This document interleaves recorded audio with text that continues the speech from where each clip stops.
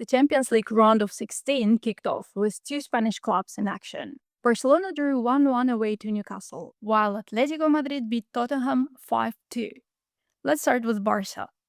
Newcastle came out very aggressively. The first dangerous moment came early, when Sandro Tonali's header was cleared off the line by Gerard Martin. Barcelona had their chance as well. Fermin Lopez forced a save from Aaron Ramsdale after getting into a good position. The second half followed a similar pattern. Barcelona struggled to create clear chances while Newcastle continued to push forward. With around 20 minutes remaining, Joelinton had the ball in the net after Barnes hit the spot, but the goal was ruled out for offside. Newcastle eventually took the lead in the 86th minute. Harvey Barnes finished from close range after Jacob Murphy's cross. Barcelona equalized in stoppage time. Daniel Olmo was fouled in the box and Lamine Yamal converted the penalty with the final kick of the match. There was also a rather awkward moment late in the game. About 90 seconds before Barca conceded, Araujo tried to keep the ball in play, right near Newcastle's box, but he slid out of bounds.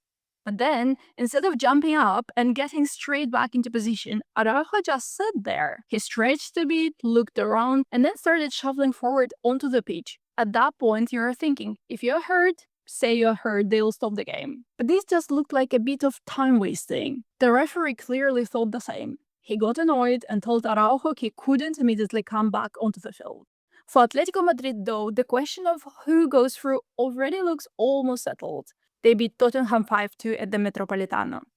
One of the main stories of the match was Spurs' young goalkeeper Antonin Kinski. He was given his first Champions League start, and the opening 15 minutes were a nightmare. Simeone's side scored 3 times in that period. 2 of the goals came after mistakes from Kinski, while trying to play out from the back. First, he slipped and sent the ball straight into Atletico's attack, and later mishit a clearance that fell straight to the home side. By the 17th minute, Spurs had already replaced the goalkeeper.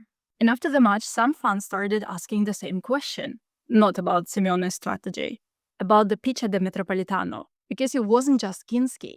A couple of Tottenham players also lost their balance in strange moments, often enough to notice. First coach Igor Tudor even mentioned the, quote, slippery situations when talking about the game. So people online started wondering, were Atletico so dominant that Spurs were literally falling over themselves? Or was the pitch making it harder for possession-based teams to control the ball and build from the back? That is still just a fan speculation. But something similar happened recently in the Copa del Rey game against Barcelona, when goalkeeper Joan Garcia also lost his footing in almost the same situation. Anyway, Atletico won the game, and that part is not up for debate.